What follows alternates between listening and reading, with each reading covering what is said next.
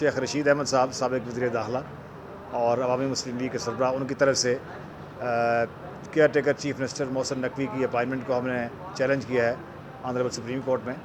और उसमें मोहसिन नकवी साहब के बारे में चूँकि एक तो यह है कि वो नैब से वो सज़ा याफ्ता हैं, उन्होंने एक नैब केस में प्ली बारगेन वॉलंटरी रिटर्न की थी और उसके तहत उन्होंने 3.5 मिलियन जमा करवाए थे। दूसरा ये है कि वो ज़रदारी साहब के फ्रंट मैन हैं और उनकी बड़ी क्लोज़ एसोसिएशन है पीडीएम के साथ और आसिफ ज़रदारी साहब के साथ और शी फैमिली के साथ। और उसके साथ साथ वो जो रिजीम चेंज पिछले अरसे में हुआ उसमें भी बहुत एक्टिवली पार्टिसिपेट किया उन्होंने, उनके चैनल ने भी और उन्होंने पर्सनली भी। और इस लिहाज से चूँकि पाकिस्तान का आइन जो है वो एक इस्लामी आइन है जिसमें क्वालिफ़िकेशंस दी गई हैं, बड़ी हाई स्टैंडर्ड की क्वालिफ़िकेशंस हैं पब्लिक ऑफिस होल्डर के लिए।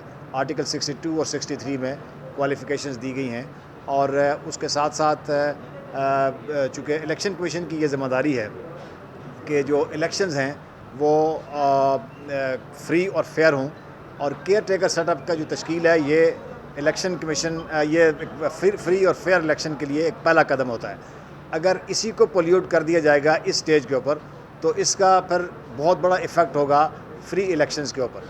तो इसका मतलब ये है कि अगर केयर टेकर सेटअप बाइस्ड होगा, वो उनका किसी एक पार्टी के साथ, अपोजिशन की एक सबसे बड़ी पार्टी के साथ उनकी दुश्मनी की हद तक मुखालफत होगी, और जो हुकूमती पार्टी है इस वक्त उसके साथ या उस इत्तेहाद के साथ उनकी एक एफिलिएशन होगी, तो फिर इसका मतलब यह है कि आप उससे फ्री, फेयर और इम्पार्शियल इलेक्शन जो आर्टिकल 218 के तहत इलेक्शन कमीशन की ज़िम्मेदारी है, आप उसकी तवक्को नहीं कर सकते।